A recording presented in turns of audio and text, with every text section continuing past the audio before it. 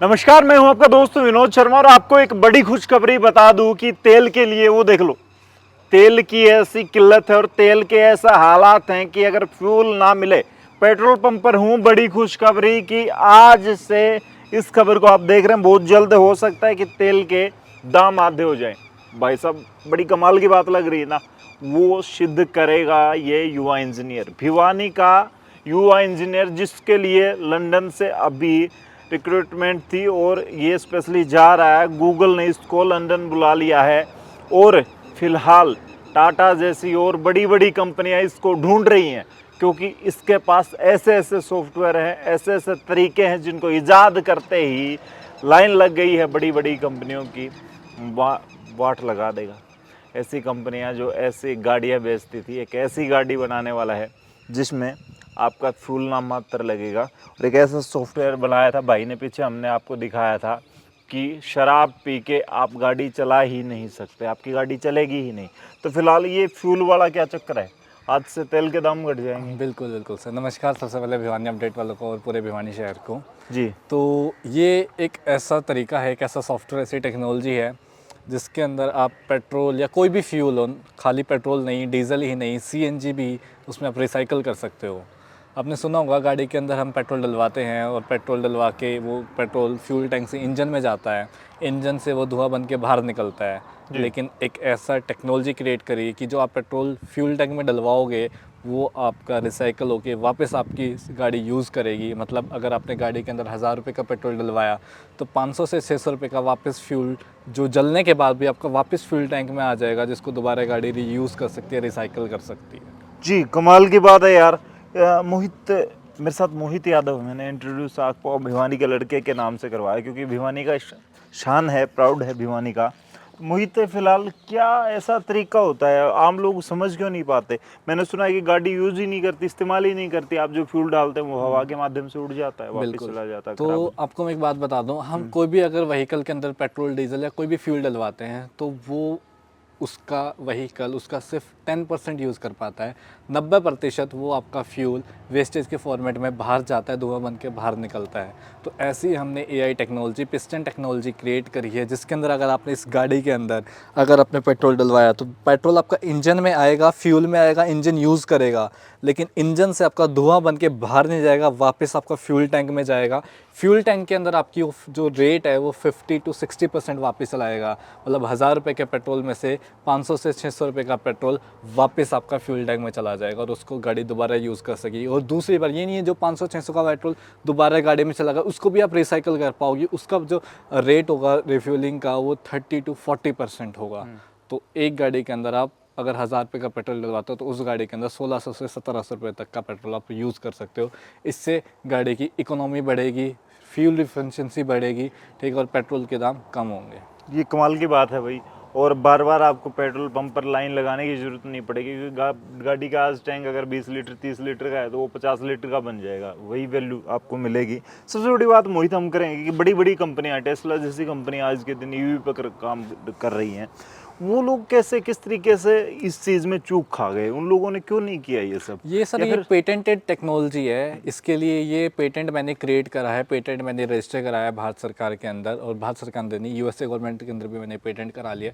तो कोई भी कंपनी अब इस आइडिया को ले नहीं सकती है, इसके ऊपर काम नहीं कर सकती। अगर किसी भी कंपनी को इस आइडिया के ऊपर काम करना होगा तो उसको मेरे से परमिशन लेनी पड़ेगी। जैसा कि अभी टाटा मोटर्स इसके ऊपर काम करना चाह रही है, तो टाटा मोटर्स का मेरे पास ऑफर आया कि हम आपको 50 करोड़ देने के लिए तैयार हैं, आप ये सॉफ्टवेयर, ये गाड़ी हमें दीजिए, हम इसके ऊपर काम करेंगे। लेकिन मैंने टाटा मोटर्स को मना कर दिया क्योंकि वो इसको एज अ बिज़नेस पर्पस के लिए यूज़ करेंगे। मैं इसको एज अ बिज़नेस पर्पस नहीं, मैं इसको एज अ भारत सरकार को एक पेटेंट के तौर पे देना चाहूँगा, ताकि किफ़ायती रूप में लोगों की मदद मिल सके। अभी हाल ही में आपको नितिन गडकरी, जो कि परिवहन मंत्री हैं और कई मंत्रालय उनके अंडर में आते हैं, तो फिलहाल उन्होंने आपको बुलाया, क्या कुछ प्लानिंग हुई, क्या कुछ डिस्कशन हुआ? नितिन गडकरी जी से जब मैं मिला तो उन्होंने बोला कि अभी तो 50-60 बच रहा है, अच्छी बात है, लेकिन आप फ्यूचर में ऐसी टेक्नोलॉजी क्रिएट करो कि 100 के 100% बच जाए।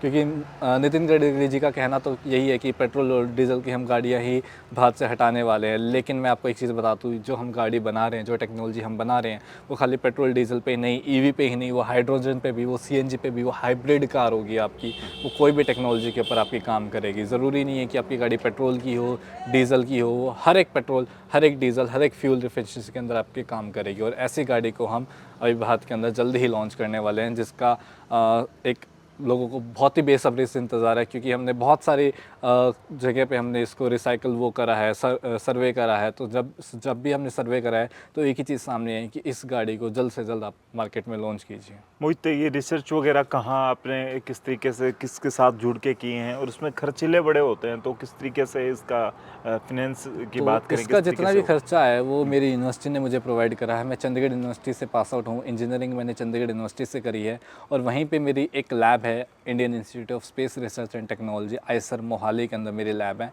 वहाँ पे हमने पूरी टेक्नोलॉजी और पूरा रिसर्च करा है गाड़ी के अंदर जितना भी है, हर एक पुर्जे के अंदर। वहाँ पे साइंटिस्ट वगैरह होते हैं, उन्होंने मेरी बड़ी हेल्प करी है रिसर्च वगैरह के क्षेत्र के अंदर।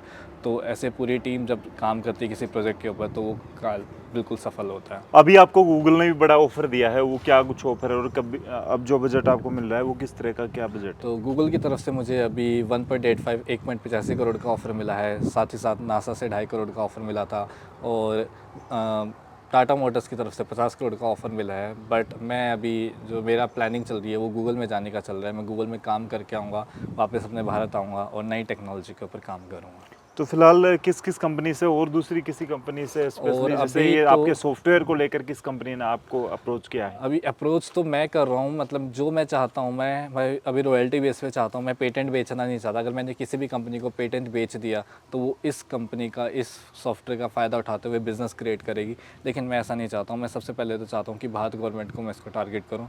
तो भारत गवर्नमेंट के साथ मीटिंग चल रही है, मतलब हो सकता है कि अगले 1-2 मीटिंग के अंदर ये पूरा तैयार हो जाए कि ये सॉफ्टवेयर भी भारत सरकार के अंदर जल्द ही भारत के रोड के ऊपर जल्दी दिखाई देने लग जाए। जी, तो फिलहाल देखा, आपको समझ आया किस तरीके से एक युवा जो कि बदलाव लाना चाहता है, हिंदुस्तान के सिस्टम को ऊपर उठाना चाहता है। हालांकि आज ये हिंदुस्तान चांद पर अपना झंडा लहरा चुका है, फहरा चुका है, तो वो चीज़ फिलहाल हमारे हिंदुस्तान में रहने वाले इन युवाओं की, इंजीनियर, इन वैज्ञानिकों की बदौलत होता है।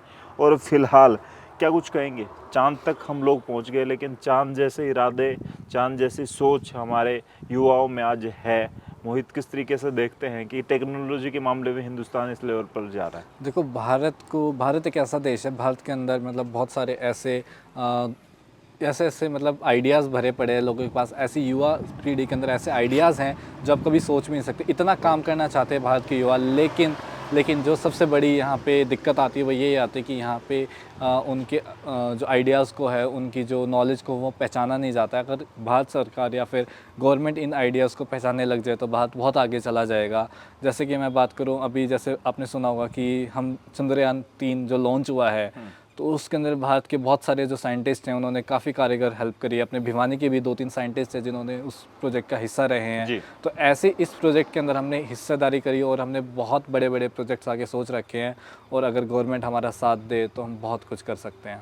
जी, तो फिलहाल देख सकते हैं किस तरीके से, और सबसे बड़ी बात है कि कब तक ये चीज़ आ सकती है, क्योंकि आम आदमी तो सोचता है कि यार फ्यूल कब सस्ता होगा, निगाहें एक एक पैसे के ऊपर रहती हैं। तो ये प्रोजेक्ट कब तक मार्केट में आ सकता है? इस प्रोजेक्ट को हम 2024 या 2025 तक हम मार्केट में लॉन्च करने की पूरी संभावना है, क्योंकि इसकी पूरी टेस्टिंग अभी चल रही है। टेस्टिंग हम 2-3 टेस्टिंग हम इसकी कर चुके हैं, लेकिन अभी पूरी तरह 1-2 टेस्टिंग और बाकी हैं। उन पूरी टेस्टिंग के बाद इसको हम मार्केट के अंदर लॉन्च करेंगे, और जैसे ही लॉन्च होंगे उस टाइम आप सभी को पता लग तो जाएगा। कह सकते हैं कि ये आम आदमी को अभी ये भी है कि पुरानी गाड़ियों में भी ये हो जाएगा सेट, या फिर नई गाड़ियां ही पुरानी गाड़ियों के अंदर भी हो जाएगा। पुरानी गाड़ियों के लिए हम क्या करेंगे, हम एक सॉफ्टवेयर बनाएंगे, वो सॉफ्टवेयर आपको लगवाना पड़ेगा बाहर मार्केट से।